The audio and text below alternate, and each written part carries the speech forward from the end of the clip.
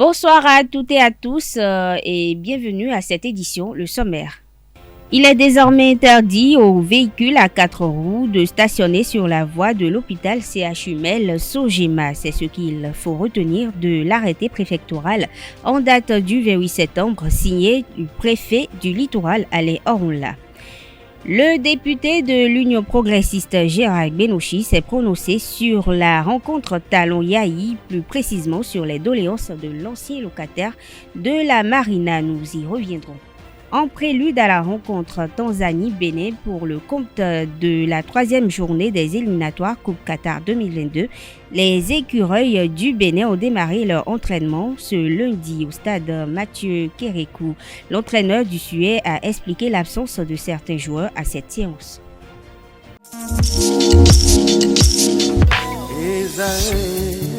Étudiantes, étudiants, parents d'élèves, nouveaux bacheliers, vous recherchez une école adéquate de formation professionnelle et pratique pour vos études supérieures? Une seule référence, ESAE. ESAE vous offre des demi-bourses et réductions dans toutes ces filières. Waouh! Payez 300 000 au lieu de 550 000 en licence 1, 2 et 3 en journalisme, réalisation, sciences de gestion, administration des affaires, sciences économiques et sciences juridiques. En master 1 et 2, 670 000 en journalisme et 550 000 en sciences de gestion et administration des affaires au lieu de 1 070 000. Écoutez, pour les 100 premières inscriptions en administration générale et administration des finances, payez 450 000 au lieu de 550 000 pour la licence 1, 2 et 3. En master 1 et 2, payez 870 000 au lieu de 1 070 000. Alors, rendez-vous vite à ESAE pour la rentrée académique 2021-2022. Les deuxième et troisième années démarrent le 20 septembre 2021 et la première année le 11 octobre 2021. Informations et renseignements, ESAE Cotonou, 3e rue à droite en quittant le carrefour Jadot pour la BIBE Jéricho. Téléphone 96 80 55 11 ou 98 98 14 00 ou encore 90 93 65 21. ESAE, l'excellence à un an.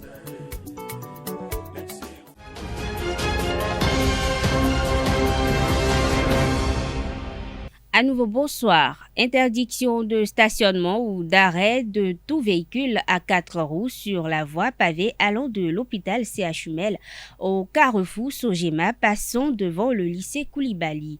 Une décision du préfet du littoral Alain Orunla à travers un arrêté en date du 28 septembre 2021. Le dit arrêté préfectoral à cette interdiction court de 7h à 21h. Les 10 véhicules, notamment ceux transportant des marchandises autorisées à stationner pour effectuer leur déchargement de 21h à 6h du matin.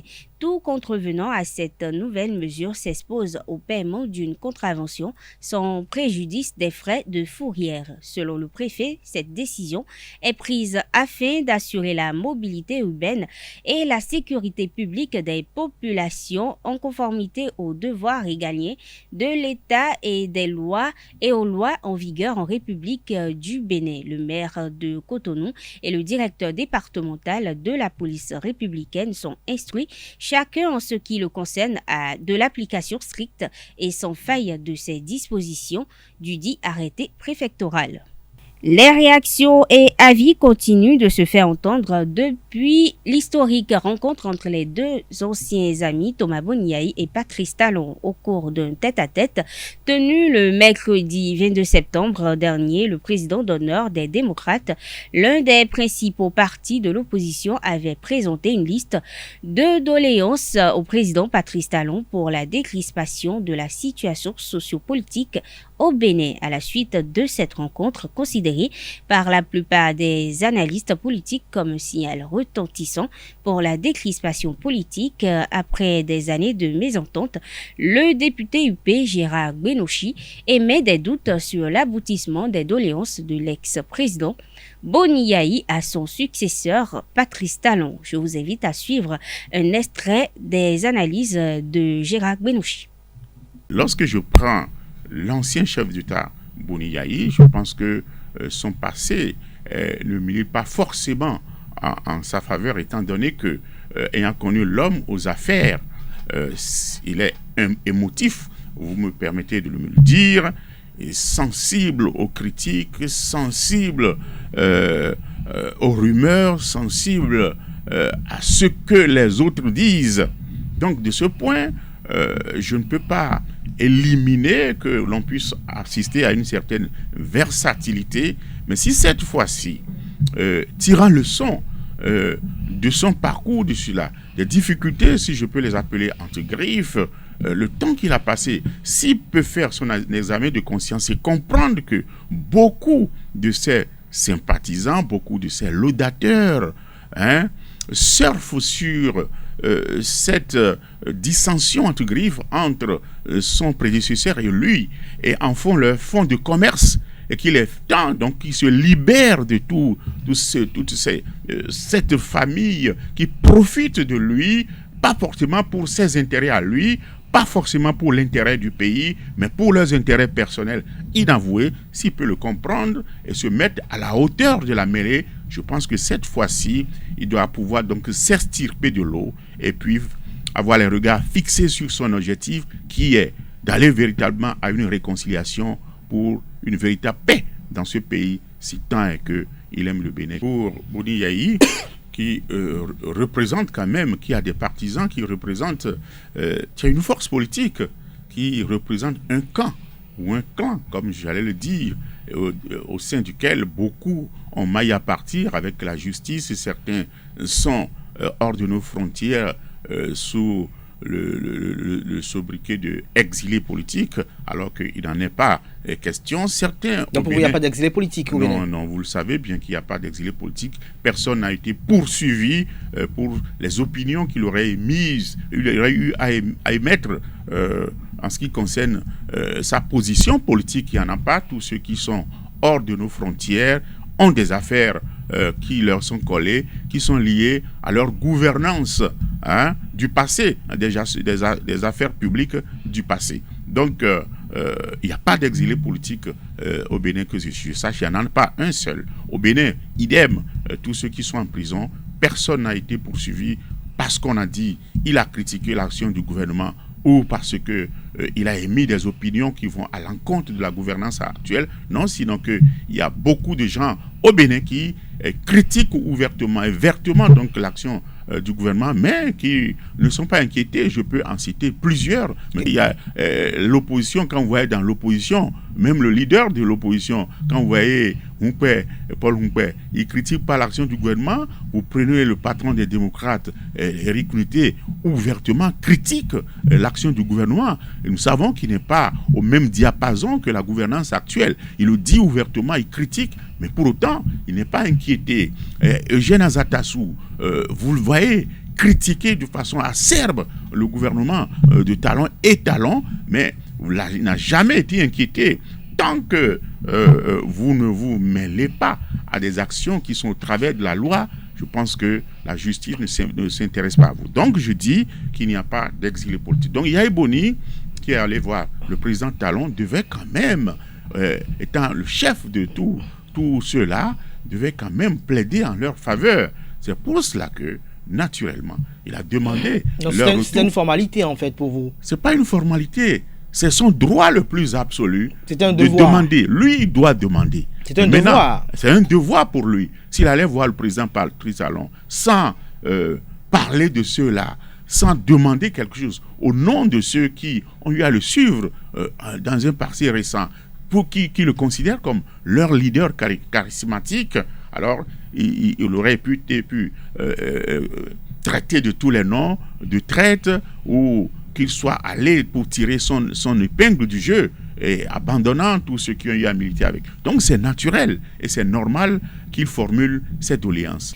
Restons avec Gérard Benochi qui, dans l'extrait à suivre, précise que le président de la République n'a pas le pouvoir d'amnistie, mais plutôt le Parlement. Le chef de l'État a le pouvoir de grâce, et ce, lorsque la procédure judiciaire est arrivée à terme et que les voies de recours ont été épuisées. Une chose est de formuler les doléances, mais une chose est celui à qui ces doléances sont formulées, puisse les analyser pour voir s'il a les compétences pour pouvoir donner Justement, lorsqu'on parle de compétences, que Patrice Talon a les compétences requises pour donner suite à cette doléance. Ça, je dis. Par exemple, quand on demande d'amnistier tous les exilés politiques, vous savez que l'amnistie, ce n'est pas du ressort du président de la République. L'amnistie. Mais il est le chef du camp de la mouvance de la majorité présidentielle. Non, nous sommes dans un régime de séparation des pouvoirs. Et Patrice Talon est le patron de l'exécutif et le législatif, vous le connaissez, est séparé de l'exécutif. Et la loi d'amnistie, pour amnistier, il faut une loi d'amnistie.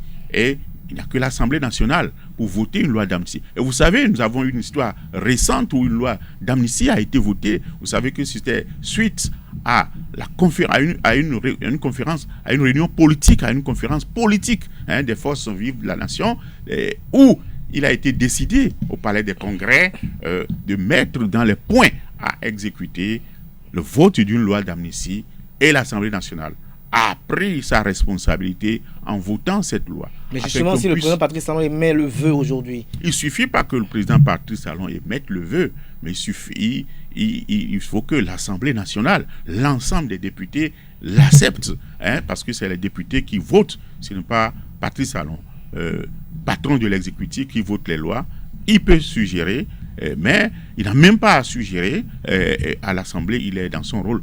C'est lorsque ceux qui sont donc entre les mains de la justice auront été jugés à l'issue donc des procédures, quand ils auront été jugés, puis condamnés, alors là, ils tombent dans les mains de l'exécutif parce qu'ils seront en prison. Suite à ça, parce que le gouvernement qui a la responsabilité d'exécuter, de mettre à exécution les décisions de justice, peut quelque chose, parce que Patrice Talon est en ce moment le patron de l'exécutif, la loi lui permet de gracier. Il a le pouvoir de gracier, mais encore faudrait-il que les procédures aillent jusqu'au bout et que les intéressés, les inculpés puissent être jugés. Mais on n'en est pas là. Donc j'ai dit, le Boni Néaï, c'est en ce droit de soumettre des doléances à Patrice Talon. Mais une fois encore, je dis, Patrice Talon n'a pas assez de marge de manœuvre en ce qui concerne ce qui lui est demandé qui concernant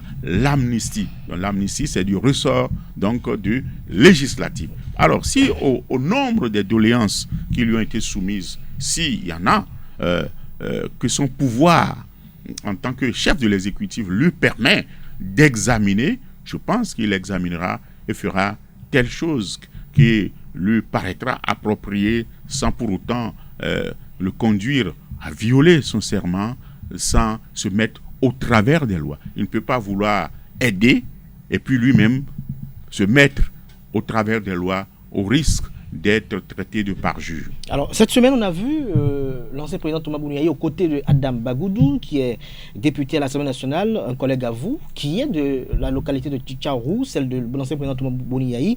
On connaît un peu les violences électorales qui ont eu lieu de façon répétitive lors des élections de 2019, 2020 et 2021. Est-ce qu'on peut se dire finalement que l'ancien président Thomas Bouniaï est en train de revenir un peu sur le chemin de la paix et vise peut-être à s'associer au président Patrice Talon peut-être pour des lendemains meilleurs pour le Bénin? Oui, j'aime à citer le président Amoussou qui a une phrase célèbre qui dit souvent: si vous voyez ces choses-là, sachez que l'événement approche. Ça veut dire quoi?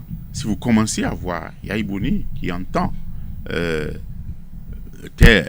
se regarder en chien de faïence avec son neveu Adam Bagoudou. Moi, j'ai vu l'image là, j'étais très content de voir ça.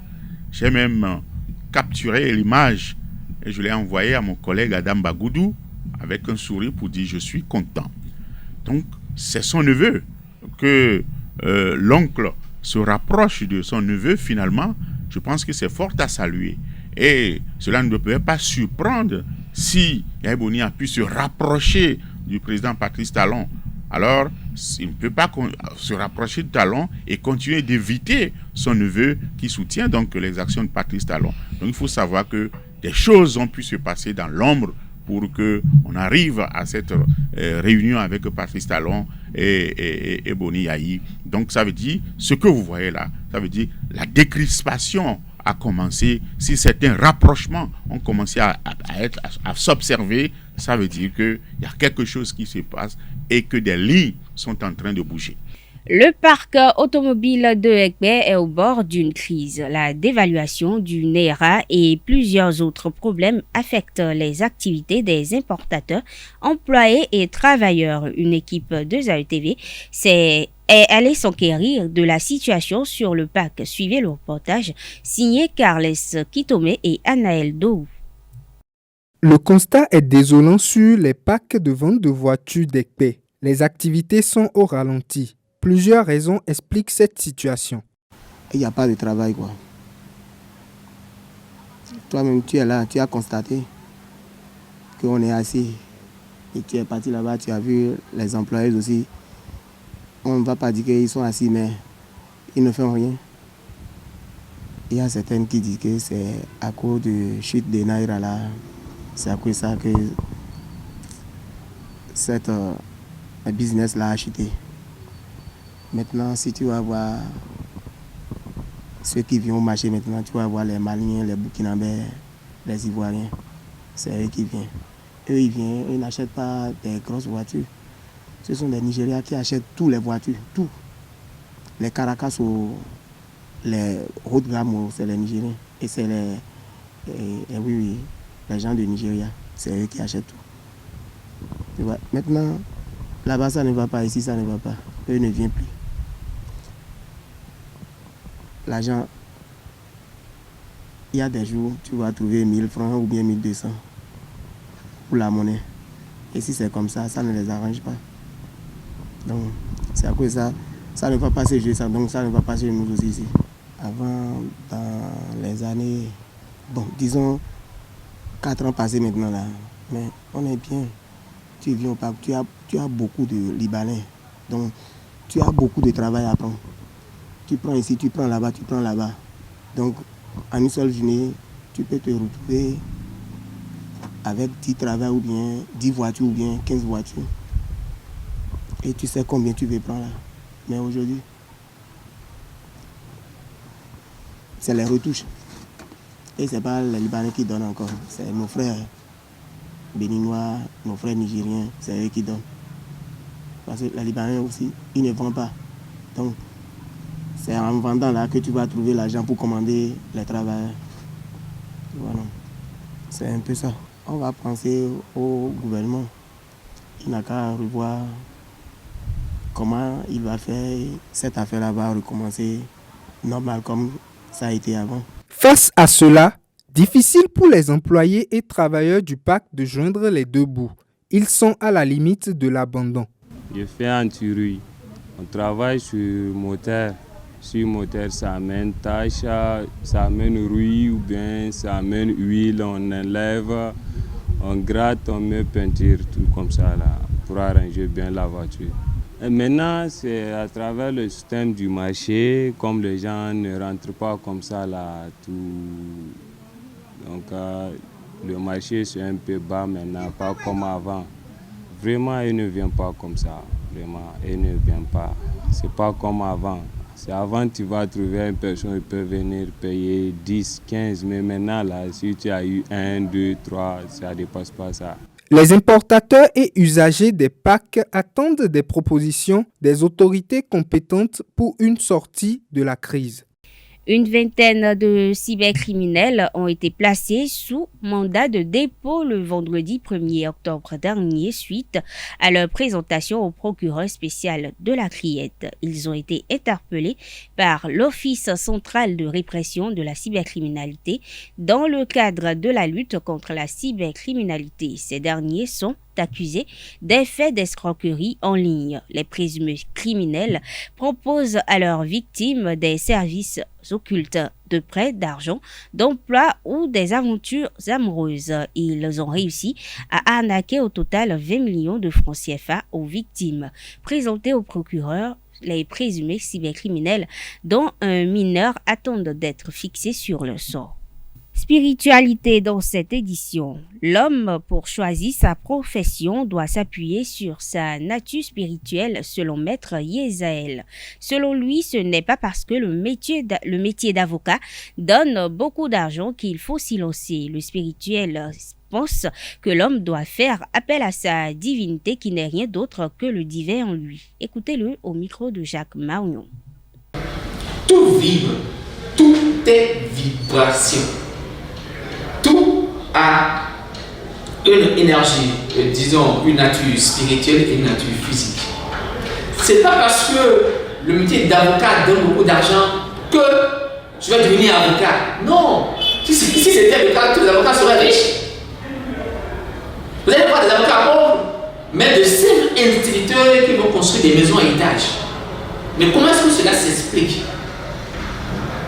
En réalité, avant d'embraser un métier, on doit faire des recherches approfondies pour comprendre, pour savoir si le métier dans lequel je veux m'investir dégage une énergie en harmonie avec ce que je suis en essence.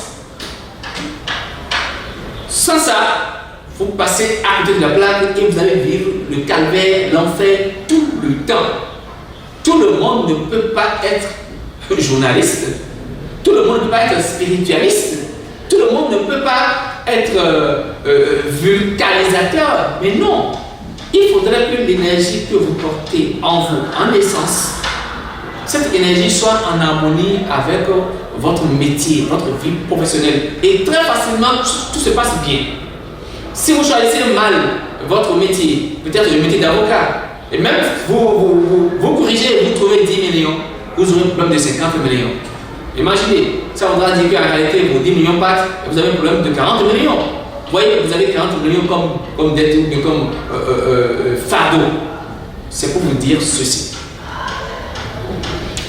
Avant d'orienter vos enfants, avant de s'orienter soi-même, on doit pouvoir connaître le métier ou les métiers qui génèrent des vibrations en harmonie avec ce que nous sommes en essence. C'est vrai que l'astrologie en fait beaucoup. Mais quand on parle d'astrologie, c'est juste des foyers d'énergie qui sont à l'extérieur de nous et qui nous influencent. Ces énergies, ces foyers d'énergie ne décident pas de qui nous sommes réellement. Vous voyez un petit peu? Donc, en réalité, on dit souvent, est-ce que quand on est verso là, on veut me faire quel type de travaux? Mais c'est sur l'échiquier de l'énergie vibratoire liée à la vie professionnelle, cette influence astrologique appelle ça au 8%. Les sages disent, les astres influent, mais ne décident pas de nous. Ce que nous sommes réellement en tant que divinité, en tant que Dieu incarné, pour être à l'image de Dieu, c'est cette énergie qu'il faut d'abord aller découvrir et chercher les travaux, les activités qui vont dégager des énergies en fonction avec cette énergie fondamentale. Et ce n'est qu'après ça que d'ailleurs les noms et prénoms que vous portez, vous allez chercher les travaux ou bien les activités qui dégagent des énergies en harmonie encore avec ces mêmes prénoms. Donc votre énergie secondaire. À présent, l'actualité au Burkina Faso, au Tchad et en RDC à travers cette page inter signée Anifat Boukari. Suivez. En RDC, fin de l'ultimatum posé par le président de l'Assemblée nationale aux confessions religieuses pour désigner le délégué au bureau et à la plénière de la commission électorale. 6 confessions religieuses sur 8 ne jurent que par Denis Kadima comme futur président de la CENI. La candidature de cet expert électoral présenté par l'église kimbanguiste est rejetée par les catholiques catholiques et les protestants. Ces deux confessions estiment que Denis Kadima est trop proche de la présidence de la République. La balle se trouve une fois de plus dans le camp du président de l'Assemblée nationale. Catholiques et protestants se sont retrouvés lundi avant-midi au siège de la conférence épiscopale nationale du Congo où était censée se dérouler la suite de la réunion débutée samedi. Même sans les 6 autres confessions, ils se sont réunis pendant 2 heures et ont élaboré un rapport. Dans ce document, ils constatent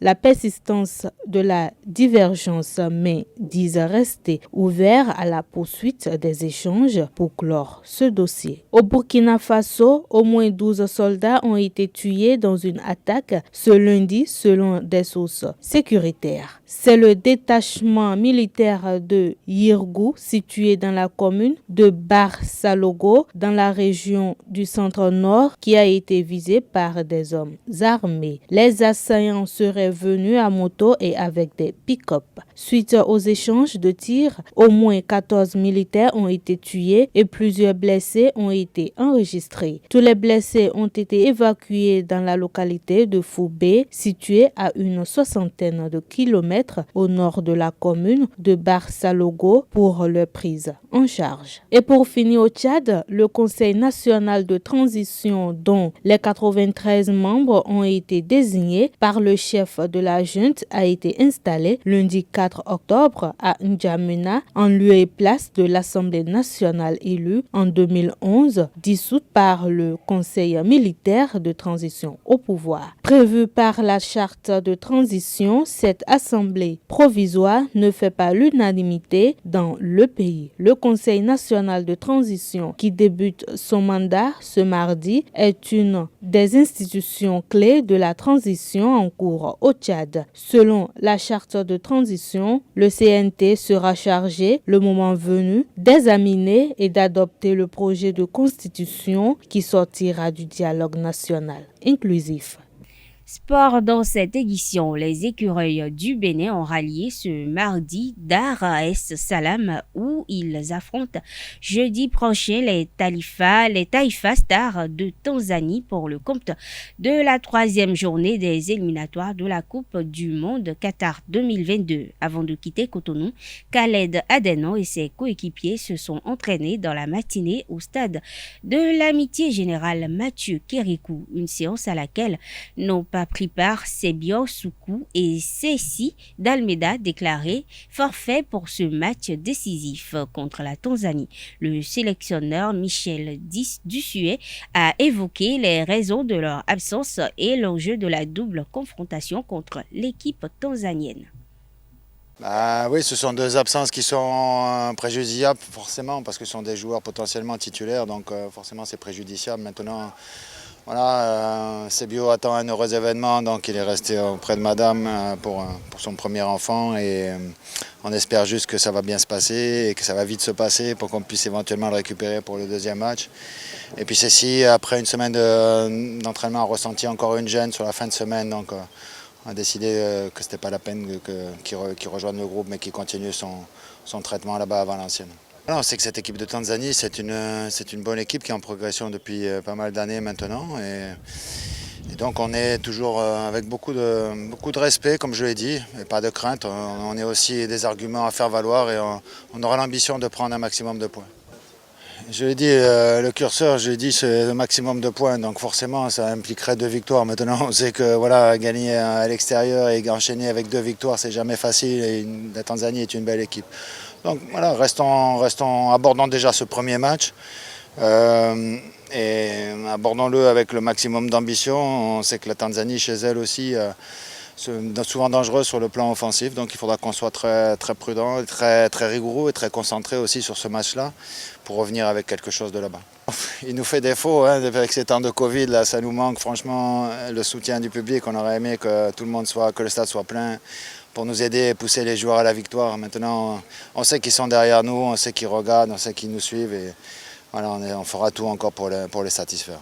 Jodel Dossou, Olivier Verdon et Cédric Rontondi mesurent ô combien importante est la double confrontation contre la Tanzanie pour la qualification au Mondial Qatar 2022. Ils entendent engranger le maximum de points grâce à leur esprit d'équipe. L'objectif est d'essayer de prendre quelques points à l'extérieur parce qu'on sait que ce sera un match très difficile contre une équipe tanzanienne très très bien. Donc on les connaît, on les a déjà joués.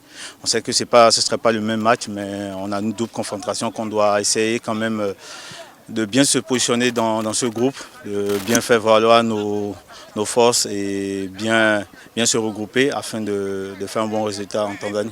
Ça a toujours montré en équipe nationale, ça rentre, ça sort. Donc voilà, c'est vrai, on aurait aimé l'avoir avec nous. Voilà, bon, on va essayer de faire ça et essayer de montrer un beau visage de notre équipe et voilà, d'essayer de prendre un point à l'extérieur ou à défaut d'avoir une victoire. C'est le plus important. Il faut se dire qu'on peut gagner les 2 matchs. Après, ça ne va pas être facile, je pense, là-bas. Il va falloir ramener le plus de points possible. Et puis, quand on va venir ici, il va falloir gagner à domicile. Franchement, là, ça, c'est les problèmes de coach. Ça, je ne sais pas, moi. Je ne sais pas du tout comment le coach va faire. Peut-être on va jouer à 5, peut-être qu'il va faire des choix, je ne sais pas. C'est le coach qui va décider. Et après, à nous d'accepter ces choix. Ils ont été costauds. Il n'y a que des bons joueurs là, qui viennent au Bénin. Après, ça sera les choix du coach. Il faut donner 100% à l'entraînement et après c'est le coach qui fait ses choix. Mais en tout cas, on a une équipe de qualité et c'est le collectif qui prime. On a bien commencé avec une victoire à Madagascar qui n'était pas facile et un match nul ici contre une bonne équipe du Congo. Après, on sait que là, ces 2 matchs ils vont être décisifs. Donc l'objectif, il est clair, c'est de prendre 6 points pour essayer de garder la tête du classement. Et on pourrait espérer quelque chose par ces résultats. Merci au public béninois de continuer à nous supporter sur les réseaux sociaux et à être là pour nous. On va essayer de tout donner pour essayer de se qualifier et finir premier de ce groupe. Bon, on va essayer de ne pas les décevoir. On va essayer on va donner le maximum et j'espère que quand on rentrera, on sera heureux ensemble. Mesdames et messieurs, nous sommes à la fin de cette édition. Merci de l'avoir suivi. Bonne soirée à toutes et à tous et à demain.